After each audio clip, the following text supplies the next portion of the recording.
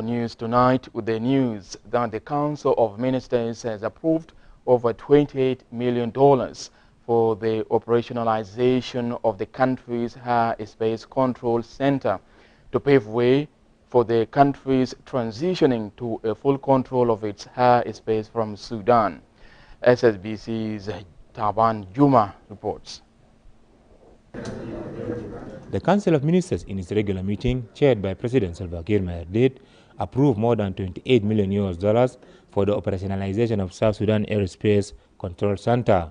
The approved amount will allow the government to take the full control of its airspace, which will participate in generating income to the government, besides securing the airspace of the country, according to the National Minister of Information, Michael Makuelweth.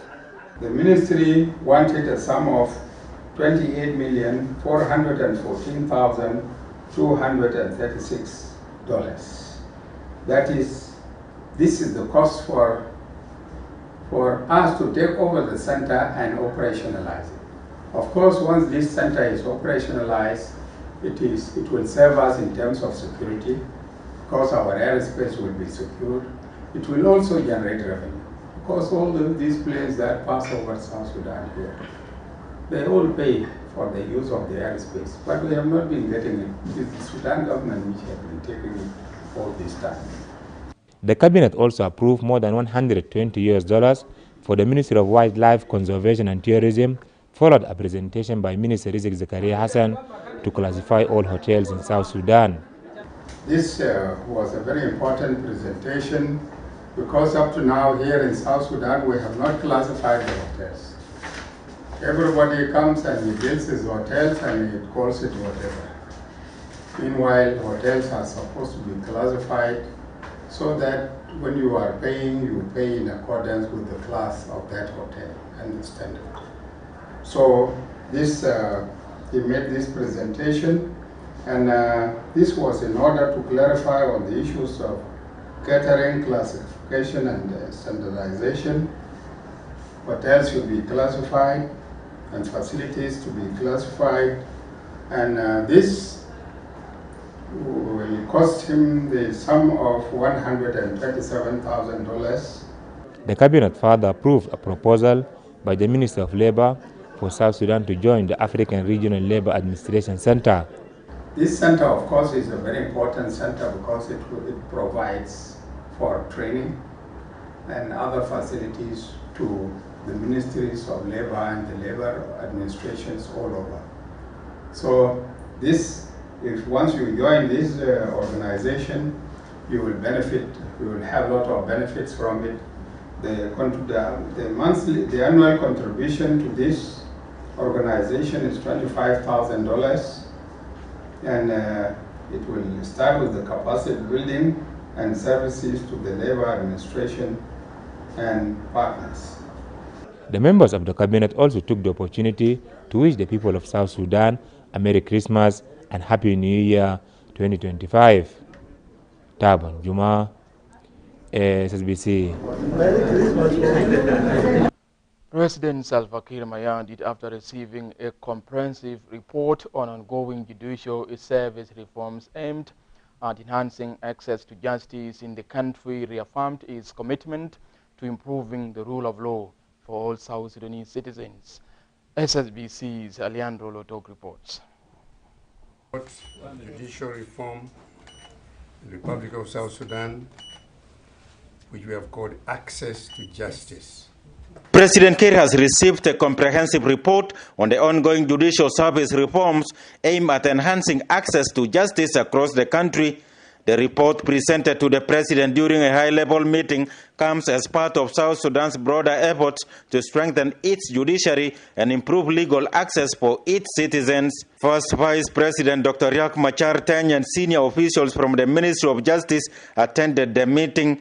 The report was delivered by the chairperson of the Judicial Reform Committee, Justice James Ogola, who emphasized that South Sudan's rich cultural heritage plays a key role in shaping the necessary judicial reforms, which must be reflective of the country's diverse customs and traditions. There are many other issues about the judiciary, things like the numbers of judges, the infrastructure, the courtrooms, the libraries, the books, the equipment, moving from a system of no computers to digital, training the manpower, the human resource. So all these we have looked at very closely. Meanwhile, the deputy chair of the committee, Lady Justice Joyce, Lady Justice Joyce Aloch, stated that with the new reforms, South Sudan's judiciary will move forward in a more efficient and equitable manner. That the judiciary of South Sudan is now moving forward. It's going to move forward. It's going to be, we are in the same region, Kenya, Uganda, we are all in the same region, and we hope that we can pull together as a region. The Minister of Justice, Ruben Madola Roll, emphasized that the report provides a clear blueprint for reforming and restructuring the South Sudanese judiciary, pointing out that this blueprint offers a practical and actionable framework that reflects the voices of the South Sudanese people. Judicial reform had always been a dream, had always been a challenge. And here we are today with a blueprint that should enable us as South Sudanese to start in a much more clear and practical way of reforming our justice and restructuring our justice sector. You can't do that unless you reform the judiciary, because the judiciary is at the heart of the whole of the justice sector and the legal system for the people of South Sudan. The judicial service reforms are a key component of the 2018 Revitalized Peace Agreement, and the government has committed to implementing them as part of its ongoing peace and stability efforts. Alejandro Lotok, Ssbc News, Juba. Thank you, Alejandro Lotok, for that report. The stakeholders at the three-day Interministerial Summit on Migration Governance have developed action plans and practical solutions to addressing immigration trends and challenges in the country. Speaking at the summit's conclusion in Juba, the first Vice President Dr. Riek Machar commended the technical committee for its efforts and affirmed the coalition government's commitment to implementing the proposed policies of the summit. Minister of Labour James Hodmai stresses the importance of devising robust laws to safeguard migration policies. IOM Head of Operations Mahmoud Assad pledges continued support for the nation in designing comprehensive immigration policies. The summit aimed at fostering collaboration among stakeholders to develop a unified approaches to migration governance, promoting sustainable development and social cohesion. The event brought together representatives from government, ministries, international partners, civil society organizations, and academia. With your recommendations, we will make improvements in our immigration laws. I want to tell you, we support what you are doing. We support it, and once you are through, I think you have cleaned it. The way I saw it, you have cleaned it. When the minister brings it to the cluster, if there are contributions from the cluster, then we'll take it to the council and it moves on. And hopefully, we'll also improve on our laws. So, congratulations for what you have done. First and foremost, let me give our commitment as the Minister of Labour that will be committed to implement all the resolutions of this country. We will work closely with the Minister of Interior, with our partners, and all the stakeholders with them. With us as ministers, we are policy makers, And this is the beauty of having a technical person. As IOM, let me assure the participants that we will continue to support South Sudan, and whatever commitments will be made, South Sudan being a member state of IOM, we will continue to support the regular migration, seeking durable solutions for the migrants and internally displaced people, and continue to provide humanitarian support. In a bid to strengthen the country's peace and stability, Deputy Chief Justice Deng Goc stresses the critical role of the rule of law in fostering a peaceful society and called for reinforcing its foundation. Lul made these remarks at the South Sudan Bar Association's annual dinner, which was attended by Vice President Hossein Abdalbagi Akol. The event brought together legal professionals, government officials, and civil society representatives to discussing the vital role of the rule of law in promoting stability and development in the country. Meanwhile, Juba County Commissioner Emmanuel Tetes Bond urges lawyers to be diligent and proactive in contributing to the nation's economic and social recovery. When there is no rule of law, you cannot have a peaceful society. So I think nobody will say that this is not the right theme for this occasion. Do something to the economy of this country as a lawyer.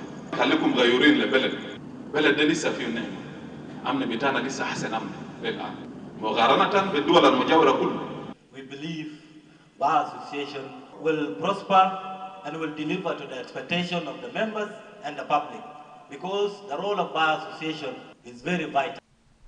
Mourners gathered in Rangtown to witness the burial ceremony of Deng Goc, who recently passed away in Nairobi.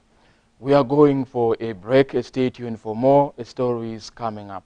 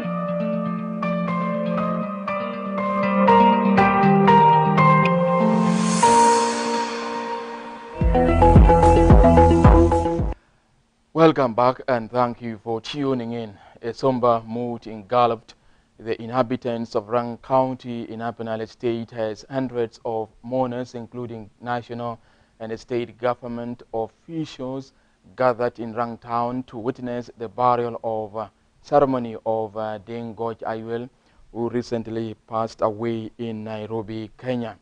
The Deputy Speaker of the Council of the States, Mayor Yan Majok, encourages the mourners, the bereaved family, and the people of Upper Nile State to take heart and find courage during this difficult and tragic time, describing Deng as a unique and dedicated leader.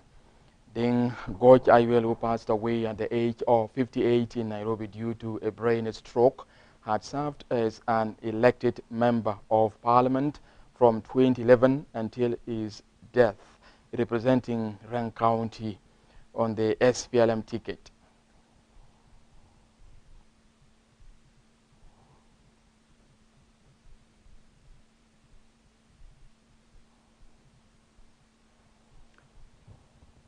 As the nation faces a mounting humanitarian crisis, Minister of Presidential Affairs, Chol Mauda Jongo, and Deputy Special Representative of the United Nations Secretary General Anita Kiki have convened to addressing challenges exacerbated by the war in Sudan and severe flooding that has destroyed vital infrastructure and isolated communities nationwide.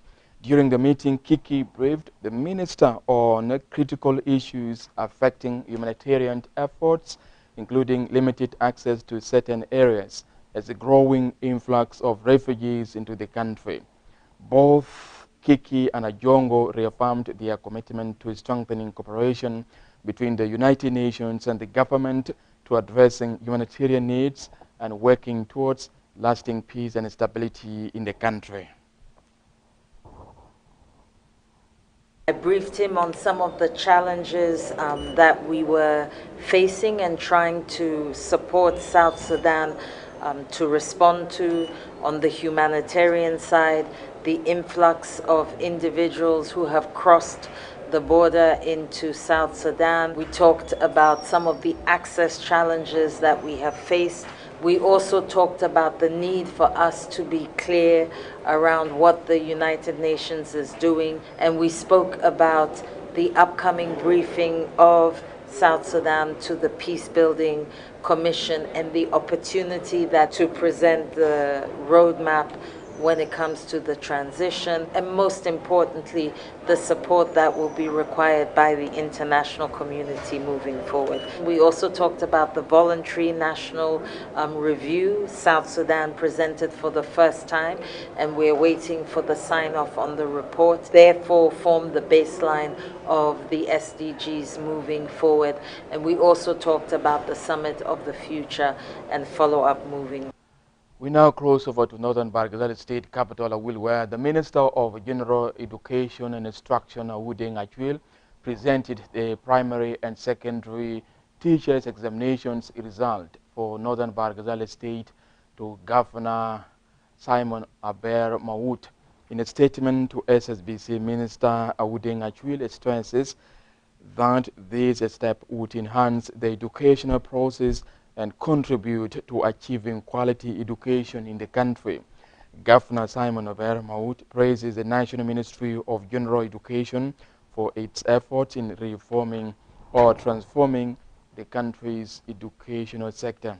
Professor Matthew Mariech Malo, Academic Registrar of Rumbek University of Science and Technology, noted that the evaluation process for teachers in the state was conducted in 2 stages from May to July 2024. I am here bringing back the results of the test that was done to all the teachers in Northern Bargazal by the University of Rumbek. The results have been printed and we want to present it to the government here. I am also here to discuss with the government on the issue about our education transformation and the structures that have from the beginning been used to put put things in the right place, and making sure that the national policy are implemented. On behalf of the government and the people of Northern Barakazal State, I want to say we welcome all those that came with her, and the fact that she has come at a time when people are busy celebrating or preparing to go for Christmas shows the dedication and the seriousness of the minister in reforming the education sector. So we are happy. We look forward to working closely with them as we move. This is my third time to come to Awil. I came during the assessment of the teachers in the first phase, in the second phase, and now finally I came with Honorable Minister to come and give what we have been doing for so long, starting from May up to July, was how we were doing the assessment of the teachers in primary and secondary. As part of the ongoing modernization of Juba Teaching Hospital, China has delivered a consignment of medical equipment to mark the beginning of the second phase of the hospital's expansion. Ssbc's Deng Goc reports. Juba Teaching Hospital received numbers of medical instruments and medicine, new consignment donated by the China medical team on Phase 2 project of expansion and modernization of the Juba Teaching Hospital. Addressing the event, the Undersecretary in the Ministry of Health, Harriet Akello Pascual, acknowledged the support offered by the China medical team in Juba Teaching Hospital and make availability of the medicines for the local fashion. And I really want to appreciate the partnership we have been having with the Chinese Embassy and the People's Republic of China in South Sudan. It has been a very long, great period of partnership, and we are still looking forward for an everlasting partnership. We have received a great number of support through the Chinese Embassy here in Juba from the People's Republic of China.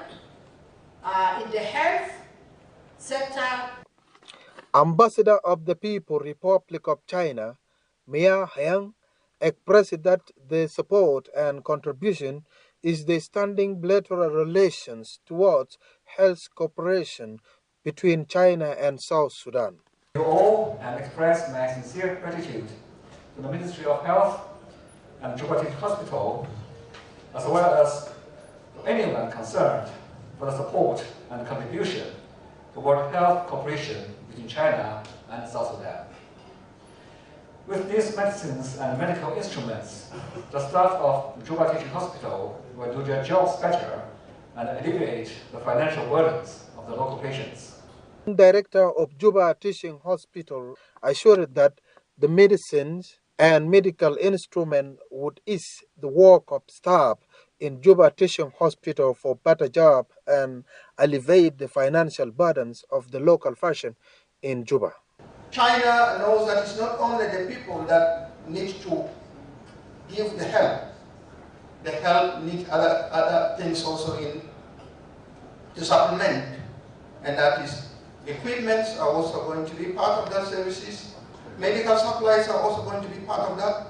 Not only that, teaching of the local people. I think these are the items that the Chinese government are offering the people of South Sudan. In other development story, Embassy of China in Juba donated food and non-food items to the orphanage center in Juba on Wednesday. Addressing the gathering, the Undersecretary in the Ministry of Health, Harriet Akello, said the donated items would enable orphans to celebrate in Christmas as well as children living with their parents. So this is very, very precious, and this is a very precious moment for these kids. And these gifts will mean a lot to the children because they are going to have it during the Christmas. They are going to celebrate the Christmas the same way other children who have parents will be celebrating. So they will have, I see we have food items, we have other non-food items. Ambassador of the People's Republic of China, Mia Heng reassured that the China and South Sudan carried out extensive and deep cooperation in various fields, including political and continuation trade economy cooperation.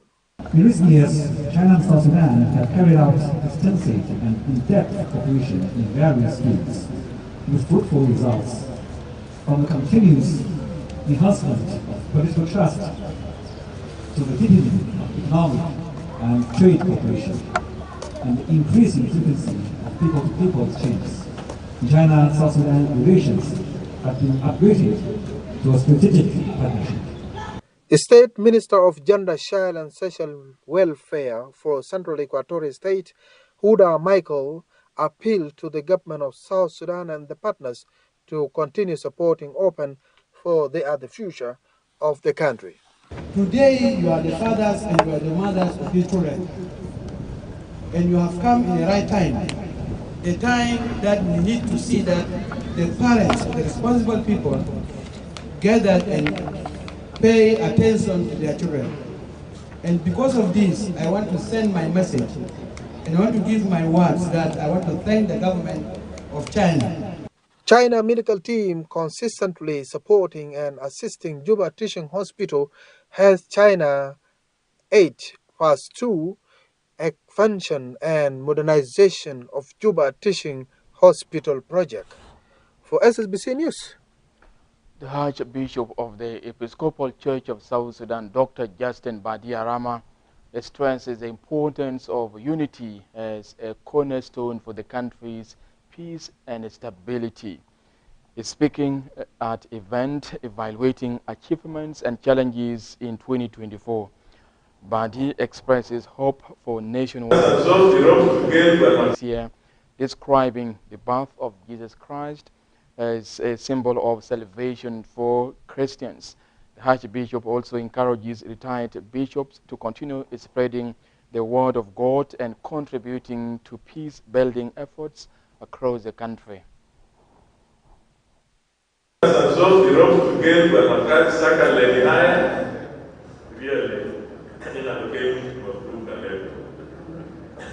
Secondly, retirement magal sibita minshoko.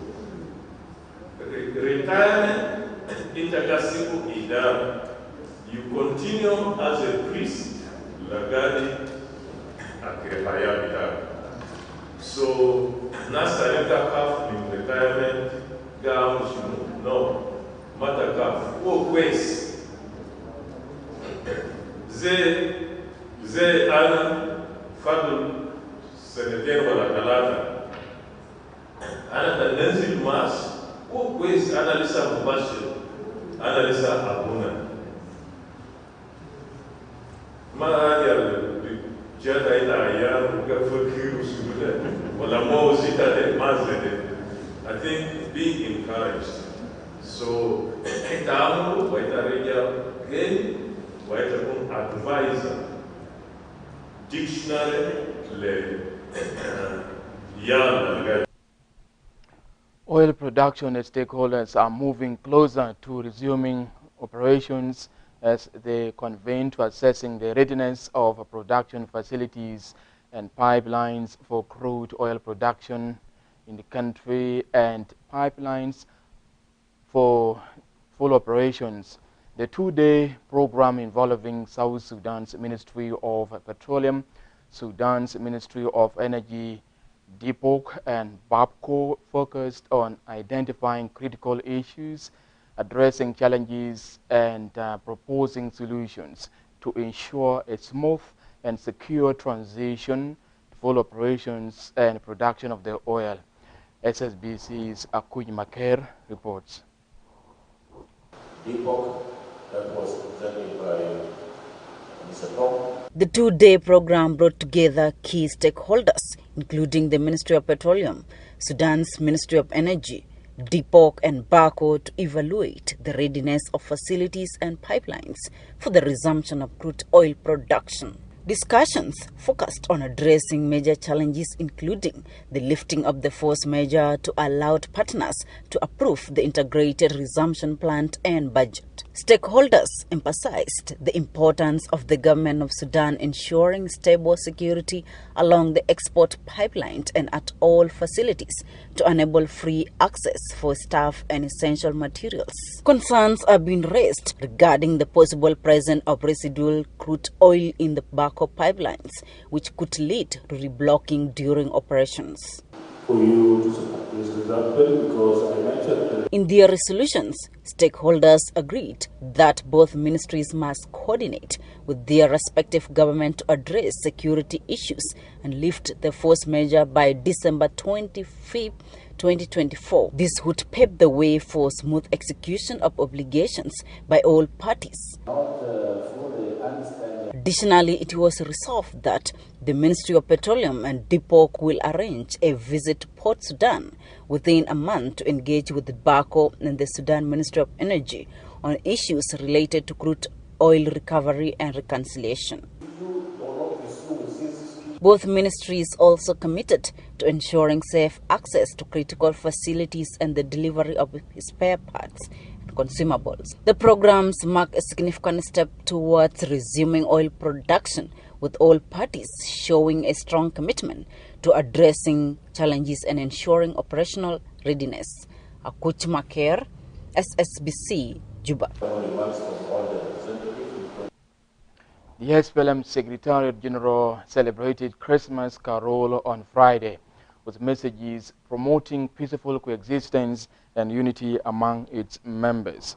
Addressing the occasion, SPLM Secretary General Peter Lamboth called on all members to accept each other and open a new chapter for community peace and support for national peace efforts, emphasizing that unity is essential to achieving the party's aspirations for sustainable development in the country.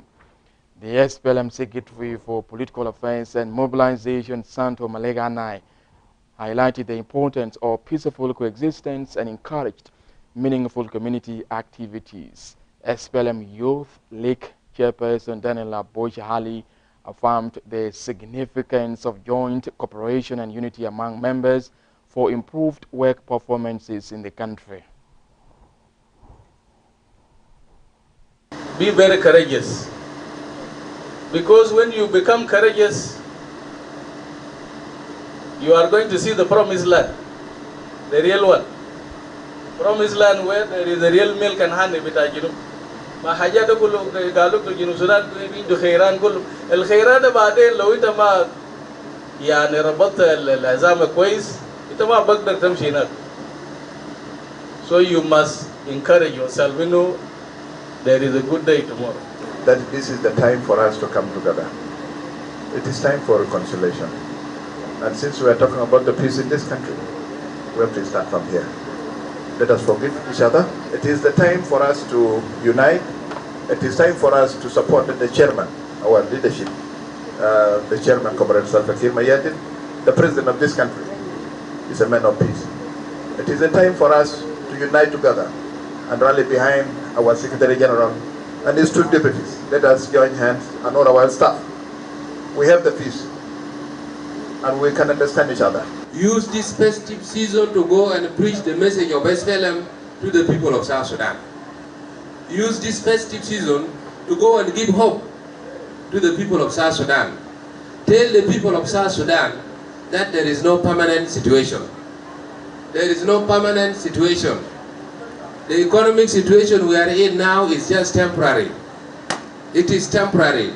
It's just a matter of time and everything will be good. This is the message the members of SPLM should preach outside there. Tragic news emerges following the Thursday's fire outbreak in the southern section of Konyokonyo market as a Ugandan national, Mustafa Mahamud, lost his life while attempting to save his property, and 3 others, including the elderly woman and 2 children, remained missing. The fire destroyed more than 50 shops, 6 houses belonging to Mahad teachers, and other assets worth millions of South Sudanese pounds. Governor Agustino Jidala Wani, accompanied by the state acting information minister Francis, on Friday visited the scene of the incident. The director of Konyokonyo Zone, Ramadan Almint Runda, confirmed the incident during an inspection of the fire scene, calling for deployment of the fire brigade trucks at markets to prevent such devastating losses in future. Charles Ibrahim Luwala Wani, chairperson of the Kator Block Chamber of Commerce, expresses deep regret over the destruction, including numerous chanty chops and queues, consoling the affected traders, offering prayers for the recovery of their losses.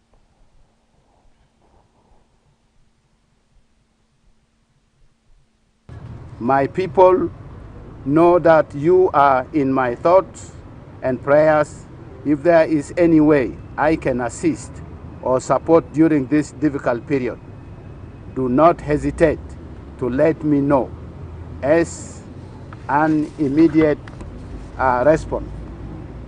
I have constituted a committee to do facts finding and reports to my office within 14 days to inform next step of action.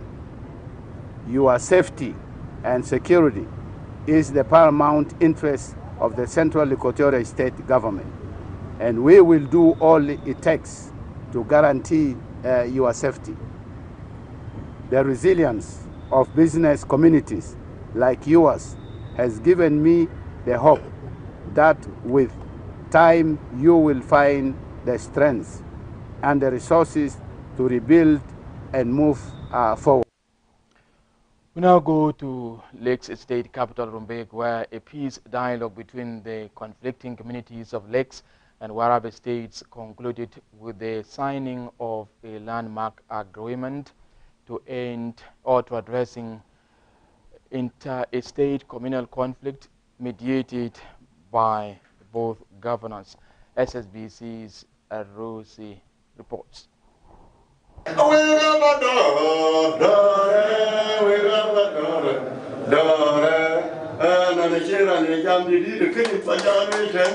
This is an acknowledgement for a new path for rival communities of Lake State and Warab to cease any form of hostility between their people. The four-day peace dialogue that concluded on December 19, 2024 in Rumbek, capital of Lake State, successfully paved ways that communities of Pakam, Luajang, Jalwa, Gok, Mok, Anakatak, and Bongo could coexist. This conflict had been in existence for quite a long time. Now, our state governor, that is Governor Jarorin Mabur, and the governor of Warab, Governor Francis Malalabu, they met and they talked to the partners, and this is why the partners were able to make this 4 days dialogue among these conflicted communities. The 4 days of a comprehensive discussion on the root causes of the conflicts among these communities finally came to a conclusion with the proposed resolutions and the implementation mechanism of the final paper put forward as an agreement between the communities of the two states. And they have done this. They have agreed among themselves that they would let go of the past, they will embrace the future, they will embrace peace.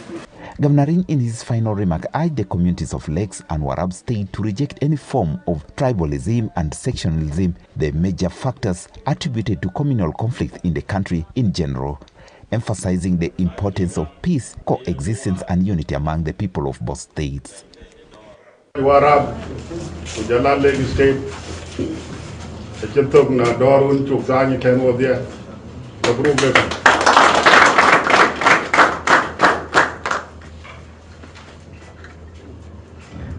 Dong, Wanyeke, Wanyek. Dong a coin knock. Dong a coin weir. Dong a chop bay. Dong a twine bay. Dong a yin pan to yang roar. Yin koi ku yang roar. A koi bill. Issues of land and grazing land dispute cattle raiding and theft, alcoholism, black magic and witchcraft, attack on travelers, incitement through songs and social media, and civilian possession of firearms, among others, were listed the major threats for peace between these communities. We have to go and stay as normal as brothers and sisters, rather than to disturb ourselves, nonsense fight, which have got no reason. And this is why it is important, so that we go and sit together and be brothers and sisters. This is, and then everyone needs to go and take his work. My Lord, whatsoever to cultivate and whatsoever, then let us remain in peace. Several resolutions were laid forward that included the government committing to resolve land dispute, increasing the boreholes in the communities, providing motorcycles for mobile community policing by the chiefs and Galweng, banning of witchcraft or any form of dangerous black magic seen as precursors for conflict in the communities of the two states. These communities have been in conflict for the past decades, which they actually seen like a culture. It's almost becoming a culture. And they have realized the number of people they have lost would have done something for this country. The women they have innocently killed would have given birth to children in this country. Crossing over to northern Bargazal State, the capital, where authorities there have taken a proactive step by training 78 police officers in professional methods for addressing criminal complexities in the area. Ssbc's Abraham Felix reports. 78 professional standard police in northern Bahal Ghazali state have completed a week-long training course focused on law and order, criminal investigation and community engagement. The training was aimed at equipping officers with the skill necessary to protect civilians and property, especially during the upcoming Christmas holiday season. Major General Basilio Thomas Wani, the State Commissioner of Police, says the training is essential for maintaining peace and security. أهم حاجة نحن عملناه في نهاية هذا السنة، نحن مقبلين لنهاية السنة وفي آيات بتاعت عيد الميلاد وآيات بتاعت رأس السنة. نحن جهزنا خطة متكاملة وشاركناه مع حكومة الولاية على أساس نحن هننفذ الخطة دي للتأمين بتاعت المواطنين بتاعنا في احتفالات بتاعت عيد الكريسماس ورأس السنة إن شاء الله. Lieutenant Colonel Carbino Ahergeng, Director of Professional Standard Police, highlighted the role of professional standard in safeguarding government institutions. الشرطة الأمنية هي لها دور كبير في المؤسسات الحكومية، يعني أي عمليات من ناحية بتاع مال، من ناحية بتاع عمليات، دي مسؤولية بتاع الشرطة الأمنية، لازم يراقب ويحافظ على هذه الممتلكات. وكمان نحن مسؤولين مسؤولية تامة عن الأمن بتاع وزارة الداخلية لكل السلوكيات، سواء كان ضابط أو ضابط صف، فدي مسؤولية كبير في عاتقنا. This initiative is seen as a positive step towards improving the professionalism and effectiveness of the police force in northern Bahal Ghazali state. In a separate development, the Commissioner of Awil West County, Abol Akok, has been sworn in before the Governor Simon Uber Maut. The ceremony held in the state capital, Awil, was attended by senior government officials. In his address, Governor Maut urged the new commissioner to prioritize peace and unity among the people of the county. So you are going to unite our people, work for the unity of the people of Awil West, regardless of Humanitarian activism. You will be there representing the state government. Think you have to do enough. Obeying Marla, Mundai, Io, OPP, Sawa, and Way, Nehamaguna, we are all sons and daughters of the Wilayah. Commissioner Kok, in her acceptance speech, pledged to foster peace and unity to pave the way for development in Awil West. الخطة بتاعي أنا بلم الشعب يكون في الفيس، يكونوا في الفيس وفي الوحدة وفي السلام عشان نخطوا عجلة التنمية قدامنا. مدون من السلام نحن ما بنقدر نشتغلوا. لكن لو وحدنا نحن نقدر نشتغلوا. Abraham Felix, Ssbc, Juba. Now, reverting your attention to humanitarian situation, extending helping hand as a national company, Digital Telecommunication on Friday donated food and non-food items to the confident children out of conflict home in Juba. Speaking after the donation, the company's vice president, Dichana Wall, stated that the donation is part of their corporate social responsibility to supporting those in need. The program manager for Confident Children Out of Conflict, Beta Samson, expresses gratitude for the donation, highlighting the challenges faced by the center. Some children at the center shared their appreciation for the donation, stressing its positive impact. Our visit today is to do the same that we have been doing for the last 4 years, but also to come and share a small Christmas gift with them. So we have brought them food items, we have brought them cleaning detergents, and we have brought them toiletries for the children. So this, I hope, can lessen their budget and they can use their resources for other things. And also today, we want to share a Christmas meal with the children, so we have brought food item also, cooked food item that we cook ourselves. And we are coming to share with the children. It's the spirit of Christmas, it's the spirit of New Year, and we wish everybody at this CCC the very best in life. This year, 2024, we are blessed to enjoy the Christmas together with the digital team and digital staff. Not only enjoying alone, but Digital also has donated for us food and non-food items that we are in great need of. And thank you, Digital, so much.